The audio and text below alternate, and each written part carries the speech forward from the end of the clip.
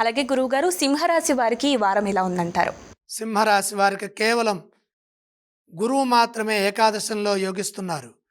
గురుబలం సదా ముందుకు నడిపిస్తుంది. ఏకాగ్రతతో ధర్మనిష్టతో పనిచేయడం ద్వారా లక్ష్యాలను పూర్తి చేయవచ్చు. నిరంతర సాధన చాలా అవసరం. ఏకాగ్రతతో మీ ముందున్న బాధ్యతలను జాగ్రత్తగా నిర్వర్తించండి. మిశ్రమ కాలం ఉన్నప్పుడు ధైర్యం సడలకుండా చూసుకోవాలి. ఏది లోతుగా ఆలోచించవద్దు. ప్రస్తుత కాలానికి తగ్గట్టుగా తెలివిగా ఉత్సాహంగా నైపుణ్యాన్ని ప్రదర్శించండి.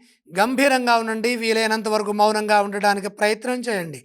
అంతా మన మంచిగా అన్న ధోరణితో ముందుకు సాగండి. ఆశయాలకు తగ్గట్టుగా ప్రణాళికలు సిద్ధం చేయండి. మీ ధర్మం మిమ్మల్ని సదా కాపాడుతుంది. ముఖ్య కార్యక్రమాల్లో ఎట్టి పరిస్థితుల్లో చెడు ఊహించకుండా సమయస్ఫూర్తిని ప్రదర్శిస్తూ కుటుంబ సభ్యుల సలహాలు తీసుకోండి. శాంతంగా సంభాషించడం ద్వారా పరిస్థితులు సానుకూల ఫలితాన్ని ఇస్తాయి. వృత్తి ఉద్యోగ వ్యాపారాల్లో అనుభవాన్ని ప్రదర్శించండి. ఒంటరిగా ఉండే కంటే సమిష్టిగా ఉండటం మంచిది. కుటుంబ సభ్యులతో కలిసి ఆనందించే విధంగా ప్రణాళికలు సిద్ధం చేయండి. సదా శ్రేయస్సు పెరుగుతుంది. అలాగే ఈ రాశి వారు ఏ స్తోత్రం పఠిస్తే బాగుంటుంది? సింహరాశి వారు నవగ్రహ శ్లోకాలు చదువుకోవాలి. అలాగే ఏ ఆలయాన్ని సందర్శించాలంటారు? నవగ్రహాలని దర్శించండి. ఈ రాశి వారు ఏవేవి దానం చేస్తే బాగుంటుంది? నవధాన్యం నవగ్రహ పాదాల దగ్గర ఉంచి నమస్కారం చేయండి.